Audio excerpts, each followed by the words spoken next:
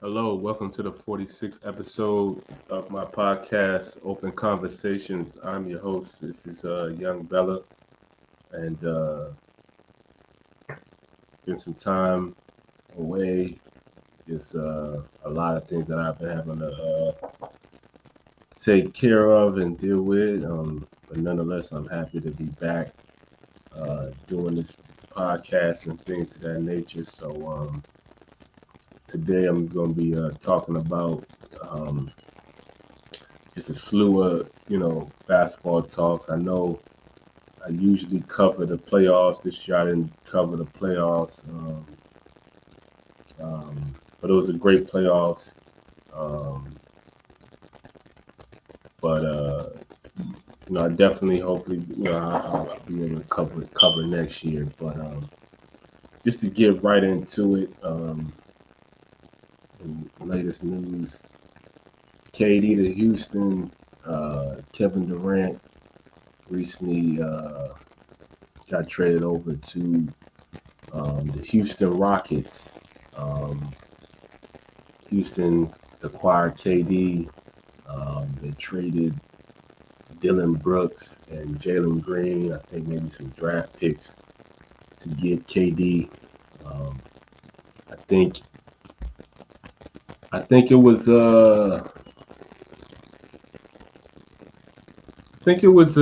I don't think Houston really moved too much of a needle with that.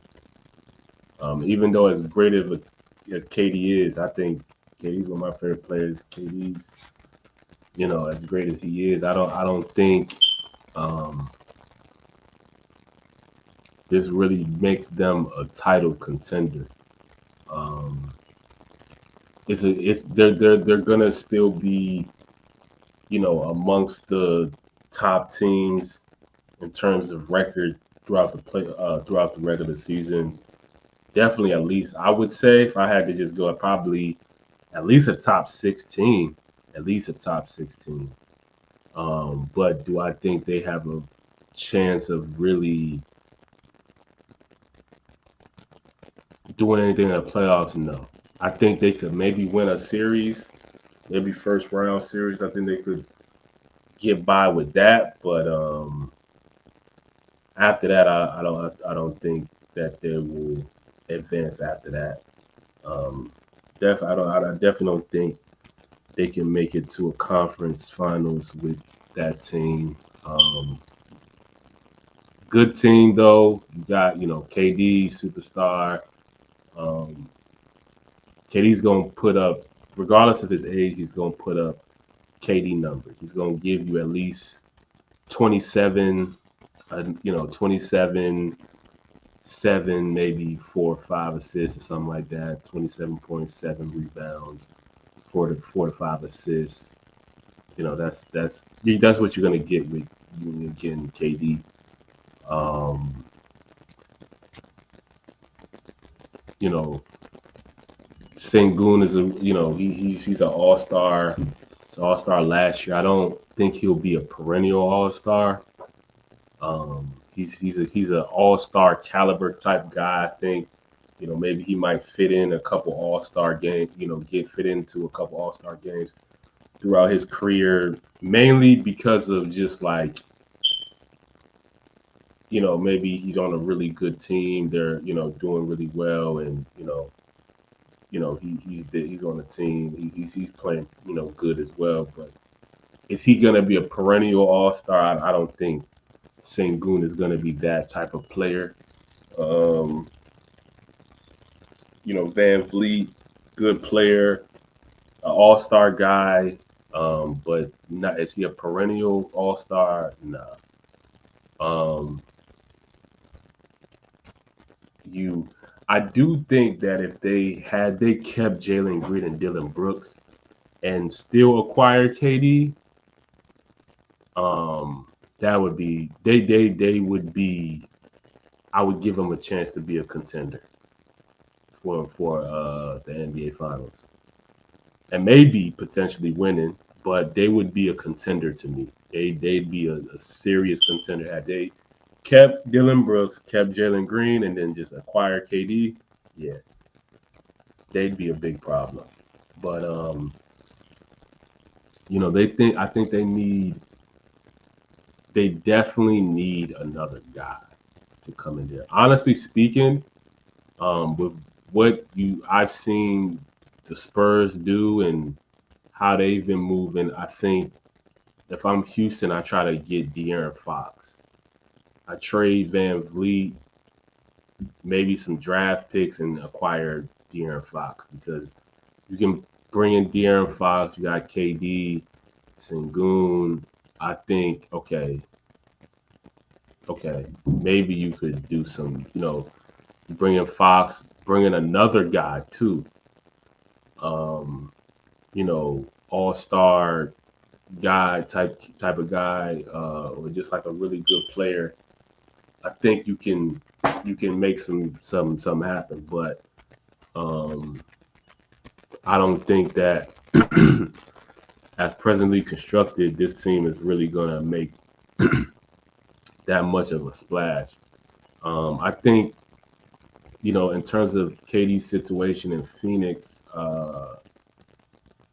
it just was never a good team in terms of personnel. That Phoenix team, KD got so much flack and blame for the results that the Phoenix Suns had in his tenure there, and I blame absolutely nothing on KD. Absolutely nothing. KD came in there, put up his KD numbers, efficient, 27, 27 a night. Um, he did KD, he did what KD does, and like I said, it just wasn't a good constructed team. Um, it just wasn't. You bring in Bradley Beal, you have Devin Booker. I mean, those are two very similar style player of guys. Like I don't really know what like you brought in so many ways the same type of player in Bradley Beal and Devin Booker. And then you have KD, and he, in some sense, because he's a scorer as well, he's just taller. So you have three guys who need the ball in their hand to score. KD not so much, but definitely Beal and Booker. And you know, you had Bo. You didn't really utilize him in an effective way because he's a guy who has a lot of talent. Um, you had, you know, Tyus Jones, solid point guard. You had Royce O'Neal, solid guy.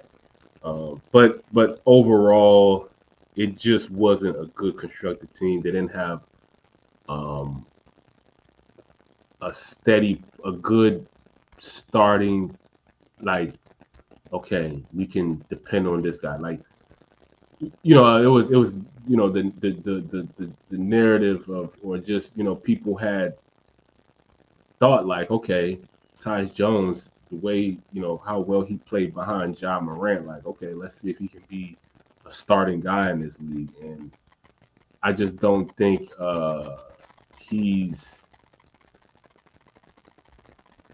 he's a starting guy in this league.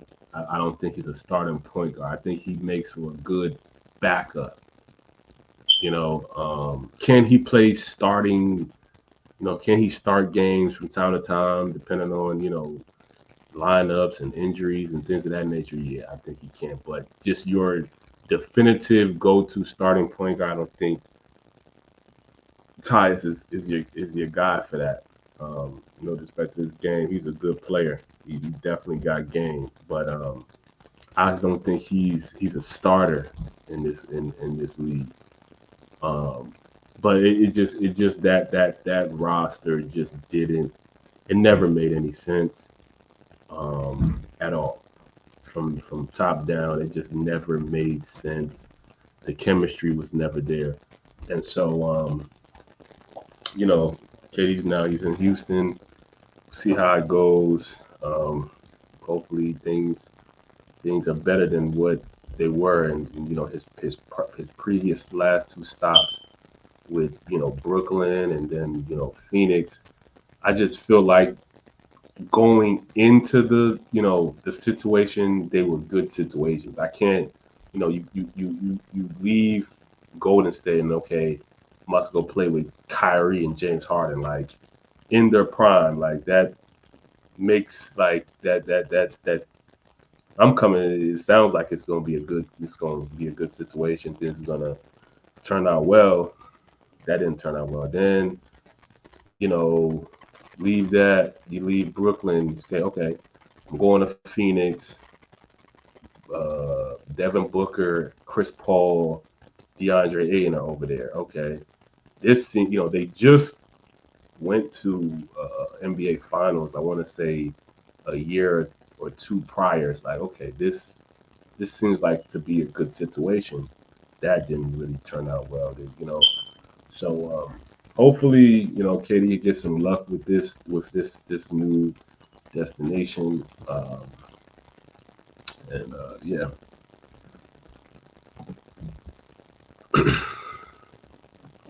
Bucks waive Dame Lillard. Um, yeah, it's pretty crazy. Um, pretty crazy to me that they did that. From what I've heard, it just seemed like the camaraderie and the chemistry and the vibe um, just wasn't there with Dame Lillard in Milwaukee. Um, and sometimes that's how it is. Not necessarily an indictment on Dame Lillard, not necessarily even an indictment on the Bucks. It um, just wasn't a good fit for them. Um, wasn't a good fit, uh, and I think that the Bucks kind of, just thought to make decisions ahead of time, so to speak.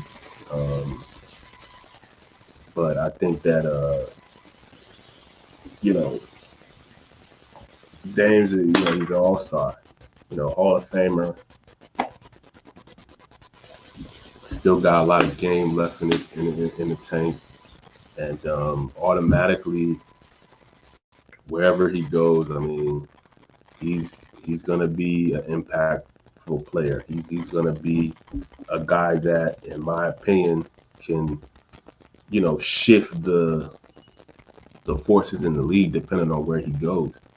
Um, and now that he's a free agent, he's gonna have that autonomy. It's not a situation now where like in prior where he's asking for a trade and you know the organization is you know pretty much the one who has control over where he goes. Now he can decide who he wants to play for, and you know that's gonna be it's gonna be interesting to see where he decides to go and play. I know he's gonna want to go and play for a team that's gonna be a potential contender for an NBA championship. Um, I think a good spot for him would be um, Boston. I think Boston. I think Boston might be a good destination for him. I mean, understand that they got Anthony Simons. I thought that was a good pickup for them. Um, but you have the opportunity between Anthony Simons and Dame Lillard. And they're a win now type team.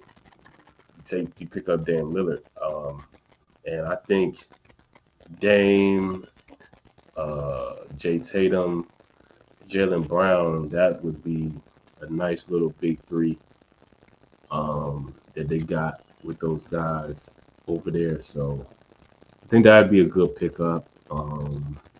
Maybe I know he wanted to go to Miami.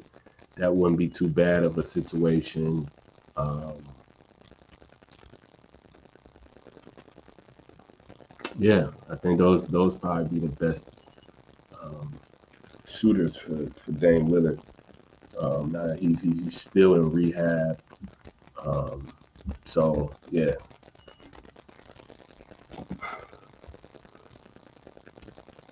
Where should Giannis go? I think he should definitely try to um, go to LA Lakers, man. I think the LA Lakers would be a very good fit for Giannis. I think it'd be a team that um, you know, for the future for this Lakers organization. It just got a super wealthy new owner to add to their organization. Um, so it wouldn't be too bad for them to get into the luxury tax or whatever.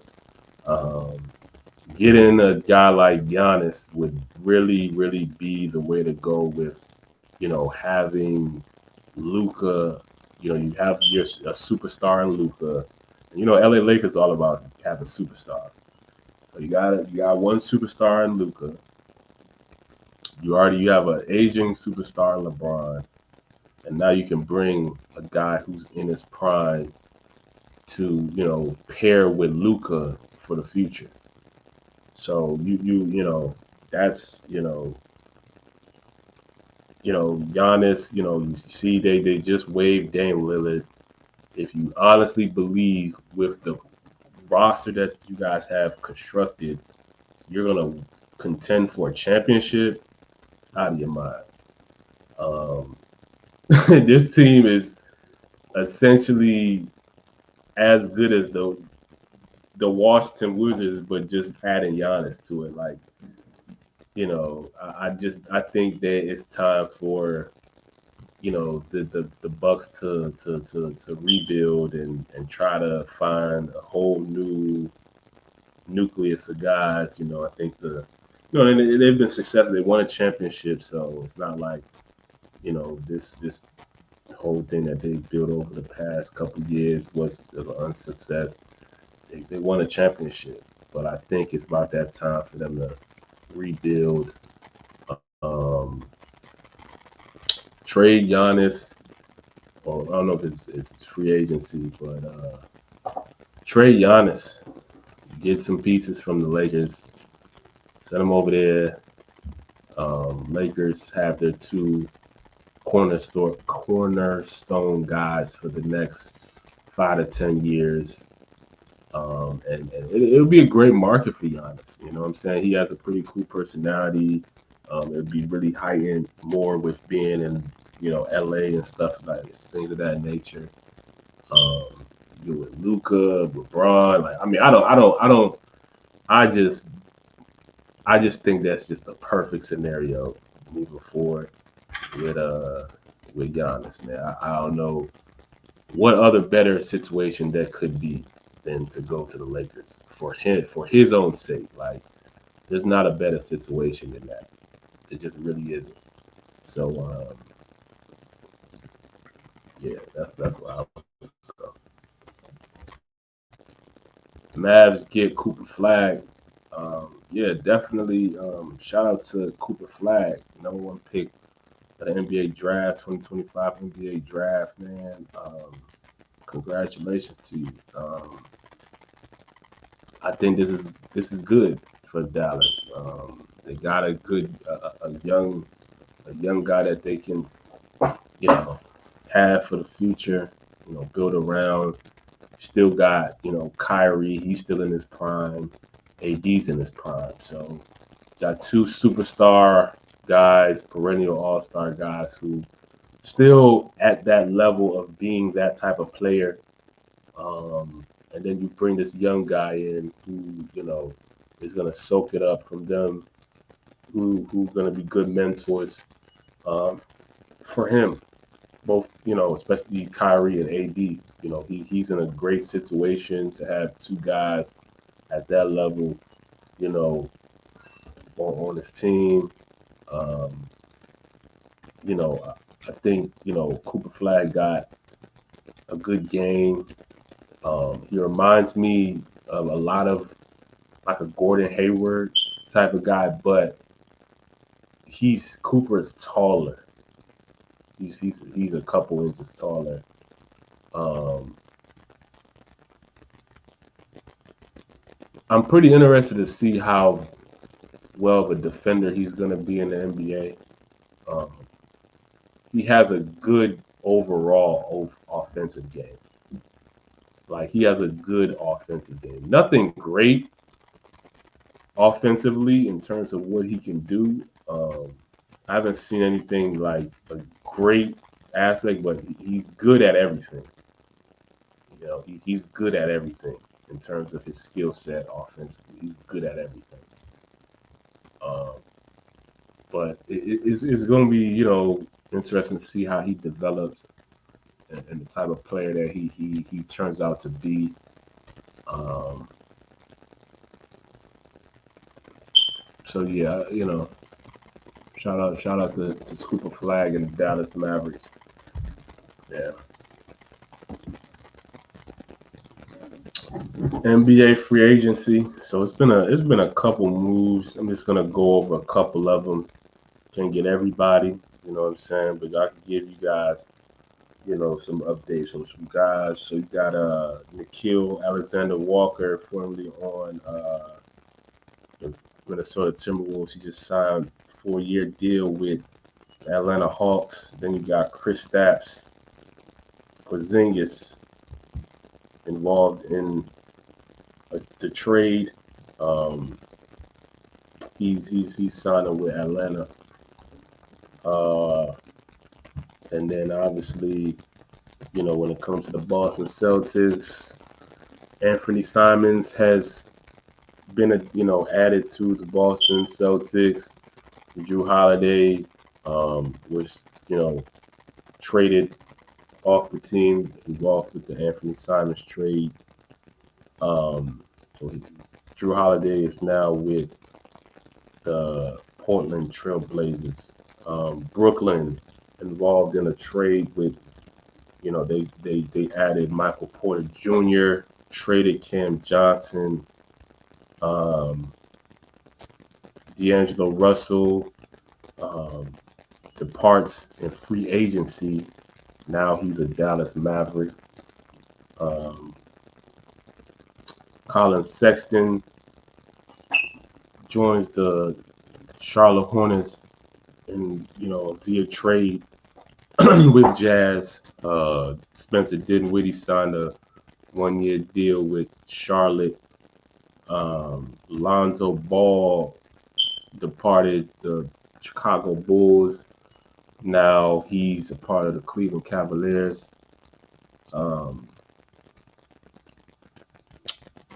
Bruce Brown reunited with the Denver Nuggets. Tim Hardaway decided to sign with the Denver Nuggets as well. Mentioned Cam Johnson joining the team as well. Duncan Robinson signed a 3-year deal with Detroit Pistons. Karis LeVert also signed a 2-year deal with Detroit Pistons.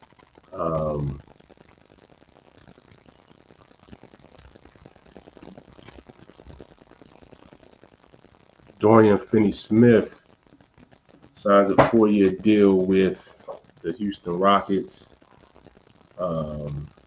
Miles Turner leaves the Indiana Pacers, signing with the Milwaukee Bucks. DeAndre Ayton agreed to a 2-year deal with the Los Angeles Lakers. Desmond Bane departed the Memphis Grizzlies, now Orlando Magic. Signed, I don't think he hasn't signed a deal, but he was involved in the trade. He's now Orlando Magic. Gary Harris agrees to a 2-year deal with the Milwaukee Bucks.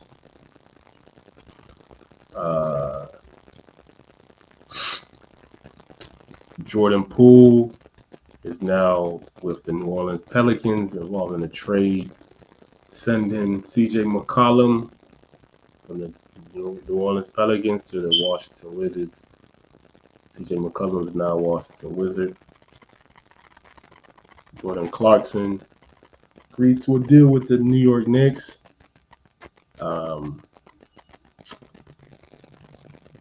Tyus Jones agrees to a 1-year deal with Orlando Magic. Jalen Green involved in the trade with Kevin Durant, now a Phoenix Sun, as well as Dylan Brooks. Mark Williams also joined the Phoenix Suns via trade from the Charlotte Hornets.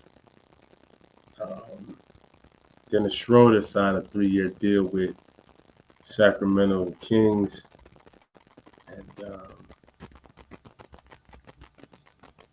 yeah, that goes finishes much of the trades and signings so far this summer. Pretty lot of changes. Anything in terms of what I think was the best of the additions that I mentioned. I like that Anthony Simons, going to the Boston. I like DeAndre Ayton going to the LA Lakers. I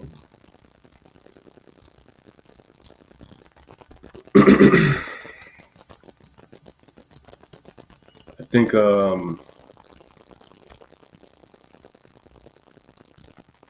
Jordan Clarkson joining the New York Knicks is definitely a good pickup for the Knicks. So yeah, those probably a couple of the ones that I thought was nice little deals and pickups. So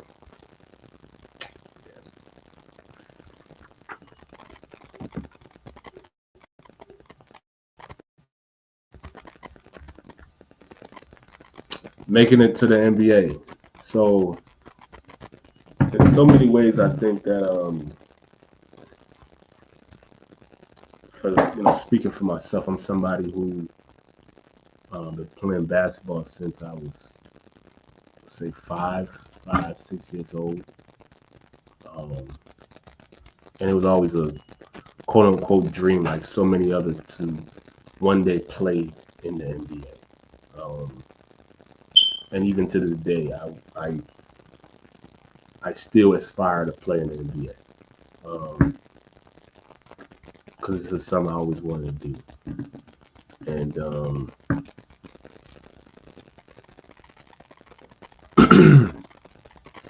so many people like myself, spent the bulk of their lives, going after this, dream of one day playing in the NBA, one day, getting their name called for the NBA draft, and, maybe being the number one pick and this, that, and the third, and playing in the NBA, and, all that type stuff, right? All great things. I salute to anybody out there who, young kids who aspire to play in the NBA. I think it's a great aspiration to have. It's too often that we, in the society we live in, where people want to, be dream killers, whatever type thing. I really never understood the point of being a dream killer, but some people just are that way, because that is how they are. You know what I'm saying? Mainly because probably they've killed all their dreams and aspirations. But the one thing that some people manage to essentially, they dream and they make it to the league. You know what I mean? And that's great. But for some, if not actually most, but for the most part, I say most. Um, there's some they take somewhat of a strategy, and I always use this analogy. If I was somebody and I said I wanted to, my dream was to, I just want to just drive to California. I live in DC. I'm just gonna drive to California.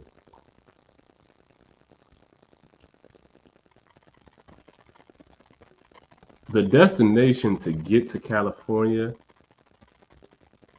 in comparison to whether I just said, you know what, I'm about to just drive and I'm gonna just find it out, and hopefully my dream comes true.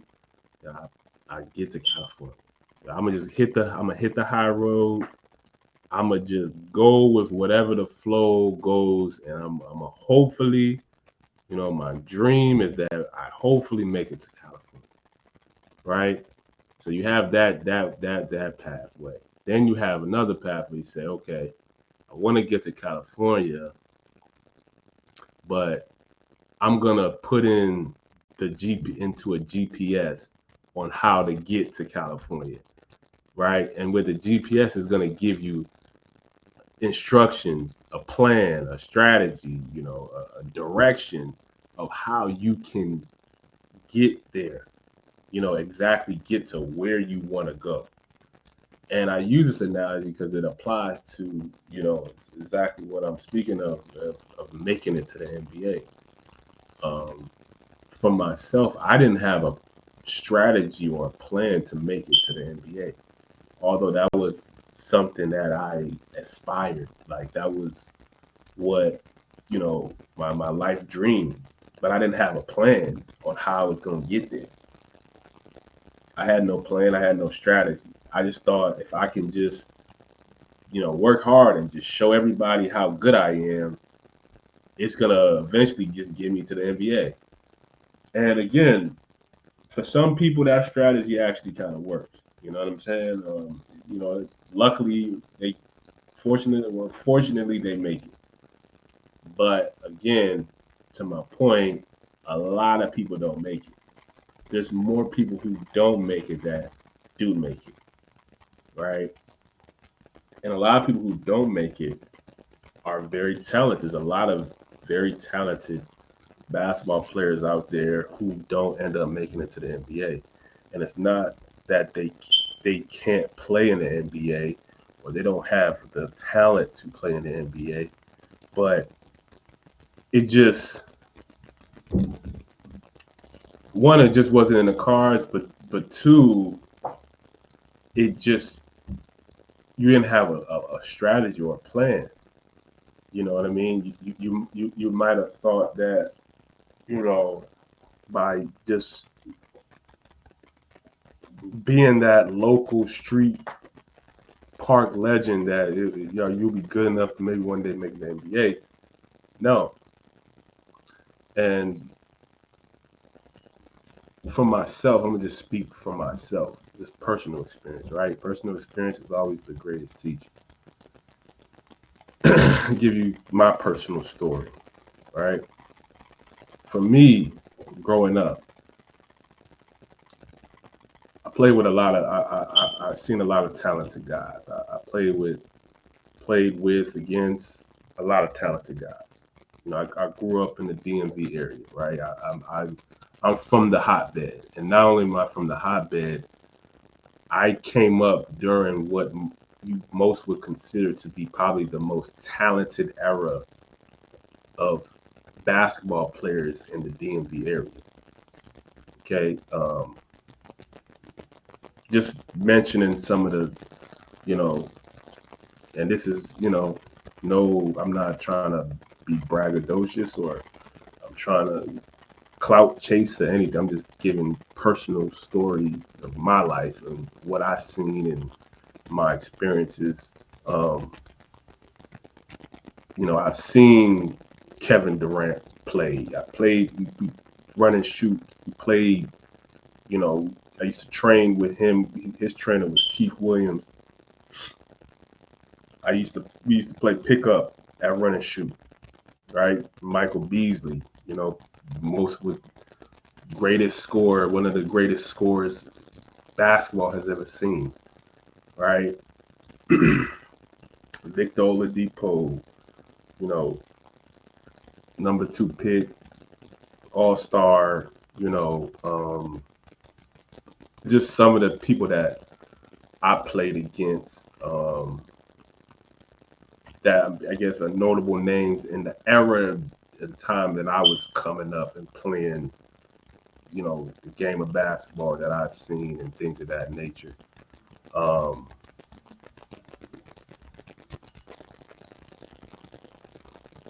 One of the main differences that I would say, uh, for guys who made it to those higher levels and guys who unfortunately didn't make it to those levels. And this is not to take away from those guys who were able to, and some of the guys I mentioned, you know, they're all great players. All great players. Um, but one of the things that I noticed with guys who got to those levels and guys who didn't was exposure. Exposure. If you are a guy or you're somebody who aspires to play in the NBA, you're a young guy who aspires to play in the NBA.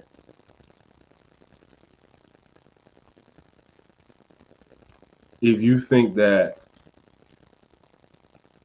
playing at the local park, with your buddies and there's nothing wrong with it, you know what I'm saying?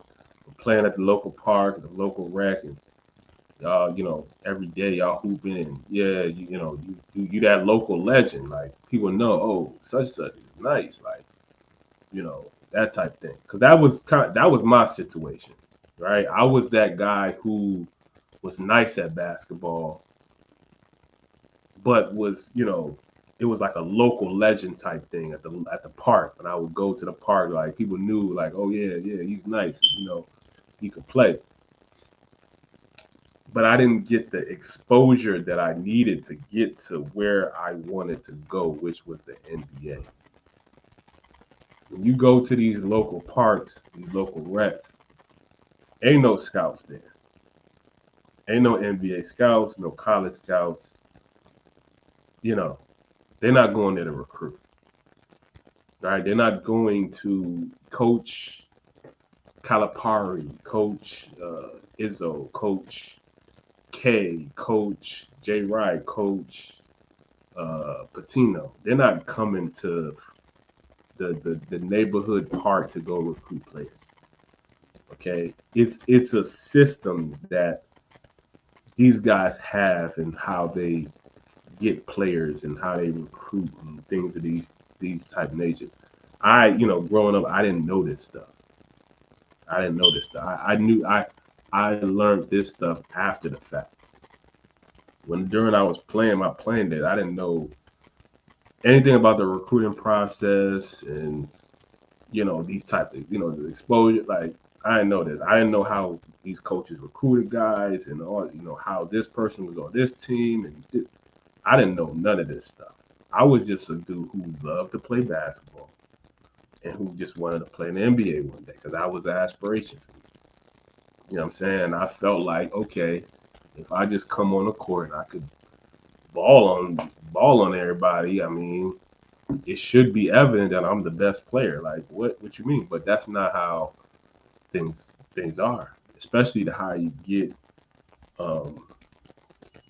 when it comes to this game. And exposure. You know what I'm saying? If you can manage to, play in front of these coaches that I've just mentioned, it's gonna expose you. People are gonna know, oh, that's such and such. That's that's James Williams. People gonna know your name and who you are, and that's a big part of how you kind of get in the rivals rankings, and your name gets out there and people know who you are, and oh, that's such a, I didn't really, like for me, when I went to the court to play locally, I usually didn't know most of the players or the people who came up. I didn't know their name. I didn't think that was, I didn't, like, why do I need to know your name and who you are and stuff like that? Like, you just coming there to hoop, that's it. But when you're talking about playing, at these high major D1 schools and maybe playing in the NBA, like, people gotta know your name and where you're from and this, that, and the third. So, because of the higher it gets, it gets so much more political the higher you go with this game. You know what I'm saying? And if you can, like I said, you can get in front of um, certain guys, um,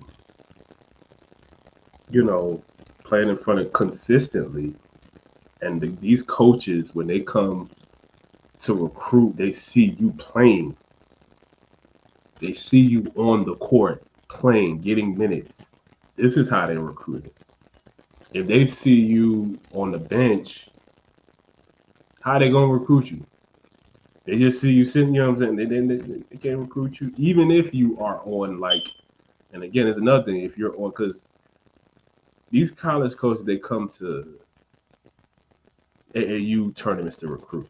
That's the primary place, with whether it's the Nike Peak Jam, the EYBL, Nationals, um, what's another one? And the top 100, these invitational camps.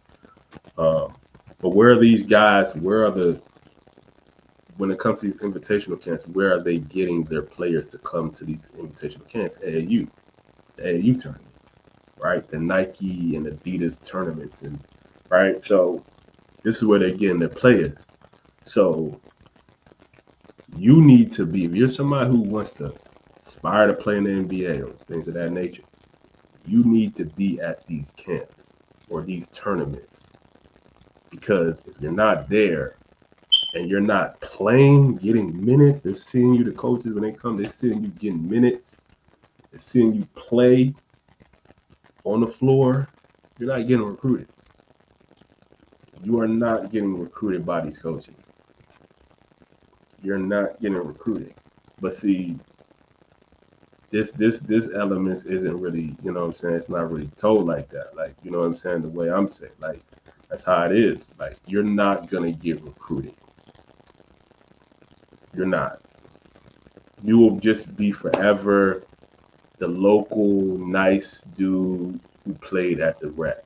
Like, you know what I'm saying? Like, even if when one of these recruited guys come to the rec, you giving them buckets, that's not really gonna matter.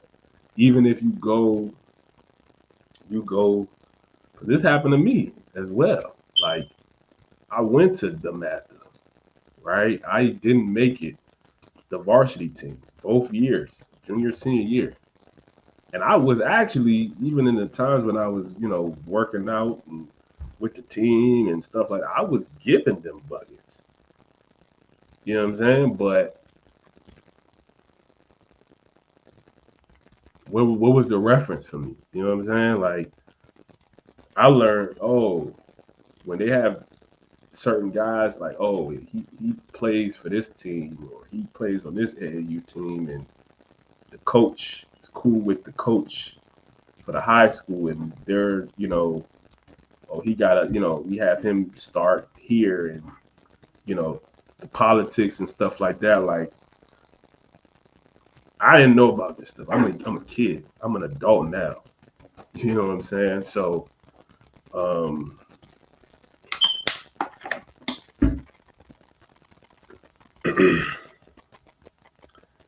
you gotta you gotta get the exposure, man.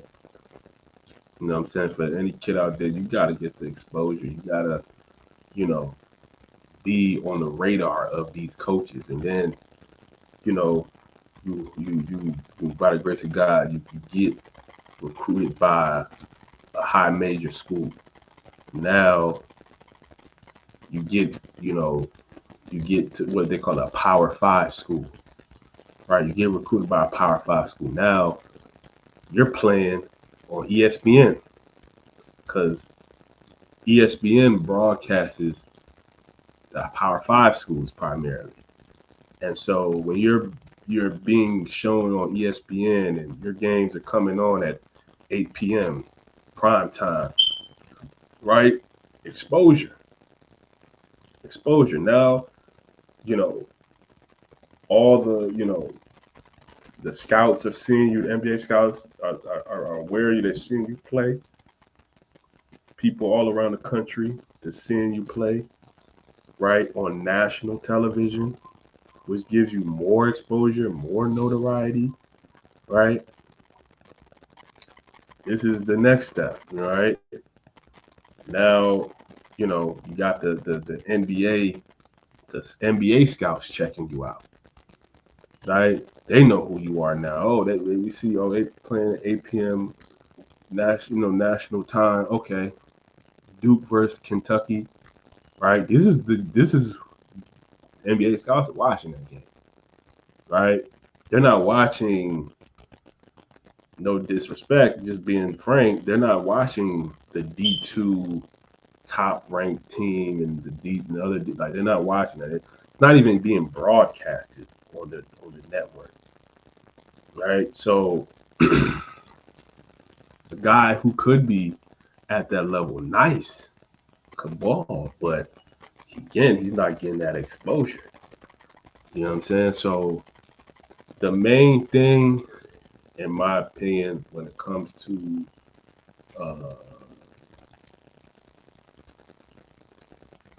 getting to these, really making it to the league and really setting yourself apart is the main thing that I'm getting. Setting yourself apart from the guys around you, and it comes to exposure. Um,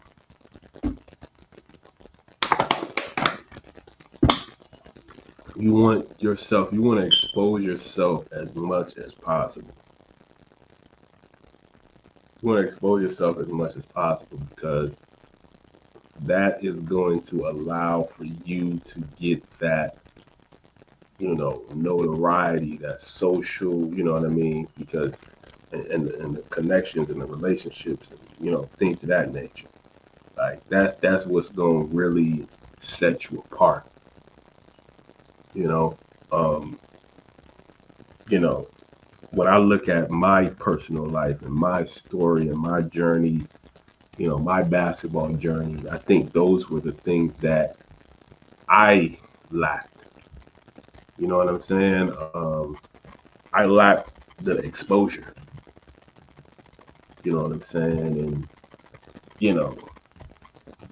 being in the right situation and, putting myself in the right situations to have my game exposed as much as possible. You know what I'm saying? And,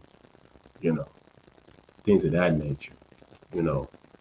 So, yeah, man, this is just, I'm just trying to give my little 2 cents and advice for guys who want to play in the league, play in the NBA. Just want to help the young generation as possible, as much as I possibly can with the knowledge and information that I have. And so to help propel y'all and make changes and make the corrections that I where I think I felt like I lacked, y'all can make y'all corrections, so to speak. Y'all don't have to go through essentially what I went through. So that's the whole point of it, and still for why I'm saying what I'm saying, because I want y'all to be successful when it comes to y'all making it to the NBA, y'all best chances of making it to the NBA. So yeah, just wanted to, give y'all my opinion.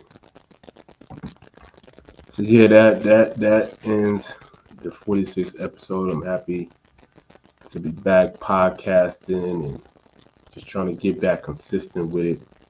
Obviously, I run my brands, which is, my brand Fit has been doing very well. Very happy.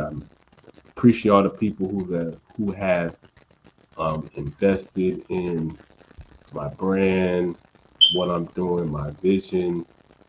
Um, I'm so thankful. I'm grateful, and I am humbled, and it's going to continue doing so. But just want to get back to doing the podcast content, get back to being more consistent, etc. So until next time, I have a good one.